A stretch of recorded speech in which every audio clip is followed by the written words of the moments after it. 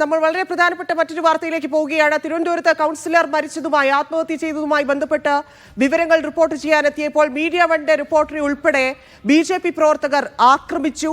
Mic തട്ടിമാറ്റി, camera പിടിച്ചു മാറ്റി, ആ തരത്തിൽ ആക്രോശിച്ചുകൊണ്ട് ആക്രമിക്കുന്ന സ്ഥിതിയിലേക്ക് കാര്യങ്ങൾ കടന്നിരിക്കുന്നു. ആത്മഹത്യാക്കുറിപ്പിനകത്ത് ബി.ജെ.പിയെ കുറിച്ച് പരാമർശമുണ്ട്. ബി.ജെ.പി.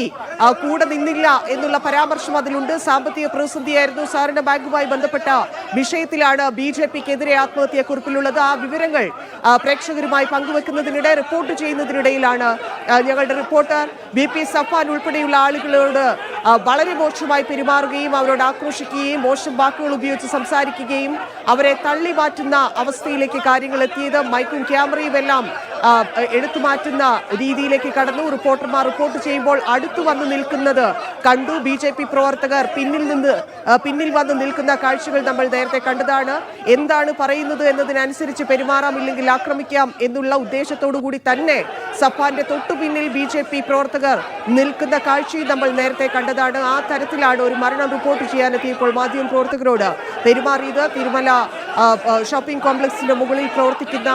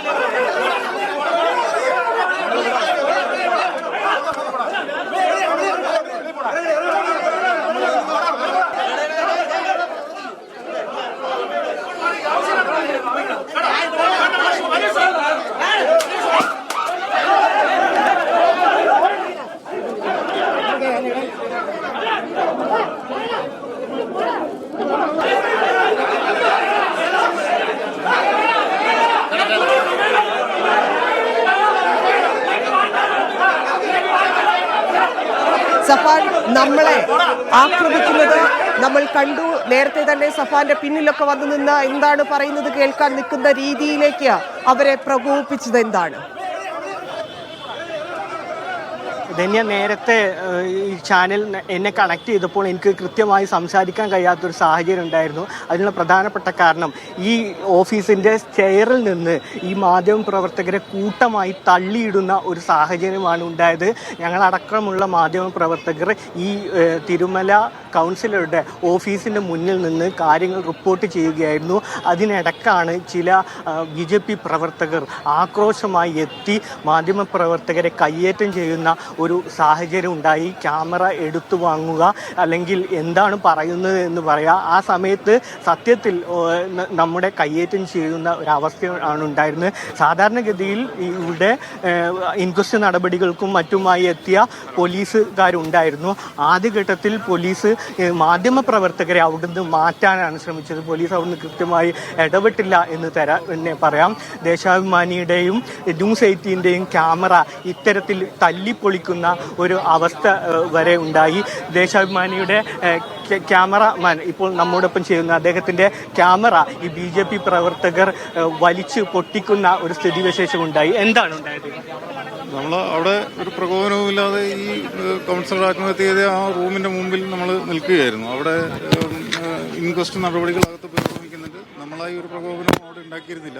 പക്ഷെ വളരെ പെട്ടെന്ന് രണ്ട് സൈഡിൽ നിന്നും പ്രവർത്തകർ പ്രകോപിതരായി വളരെ രൂക്ഷമായ ഭാഷയിൽ എങ്ങനെയാണ് ക്യാമറ ബി.ജെ.പിയുടെ ജില്ലാ പ്രസിഡന്റ് ഉപദേശം കൊടുത്തോ? വി രാജേഷിനടക്കം സാന്നിധ്യത്തിലായിരുന്നു ഞങ്ങളെ മാധ്യമ പ്രവർത്തകരെ ഉപദ്രവിക്കാന്ന് പാർട്ടി ഒരിക്കലും വനിതാ മാധ്യമ പ്രവർത്തകരെ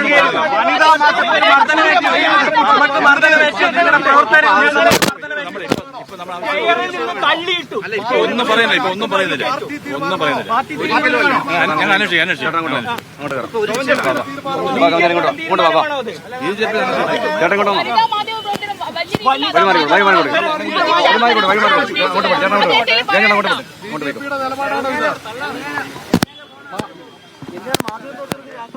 എന്തിനാണ് മാധ്യമപ്രവർത്തകരെ ആക്രമിക്കുന്നത്?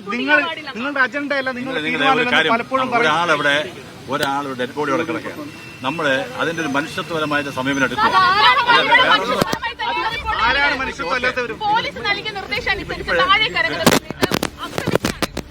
ആക്രമിക്കില്ല. നിങ്ങൾ അങ്ങനെ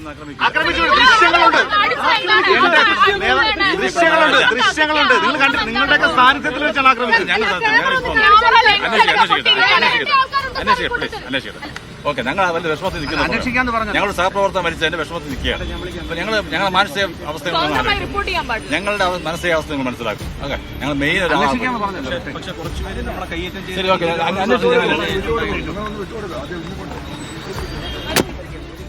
BJPയുടെ ജില്ലാ പ്രസിഡന്റാണ് ഇപ്പോൾ മാധ്യമങ്ങളോട് സംസാരിച്ചത്.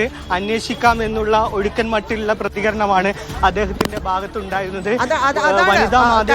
അറിയില്ലേ അവിടെയുള്ള ബിജെപിക്കാർ അങ്ങനെ ആക്രമിക്കില്ല എന്നെങ്ങനെയാണ് കരമന ജയൻ പറയുന്നത്? അന്വേഷിക്കാമെന്ന് പറയുന്നത് ആ സംഭവ സ്ഥലത്ത് ഉണ്ടായിരുന്നില്ല ഇവരാരും? ധന്യ, കൃത്യമായി കരമന ജയൻ അടക്കമുള്ള BJP നേതാക്കന്മാരും BJP കൗൺസിലർമാരും അവിടെ ഉണ്ടായിരുന്നു. നമ്മൾ ഈ വാർത്ത റിപ്പോർട്ട് ചെയ്യാൻ വരുമ്പോൾ തന്നെ സ്വാഭാവികമായിട്ടും അവിടെയുള്ള ആളുകളുടെ പ്രതികരണം എടുക്കാൻ ശ്രമിക്കും.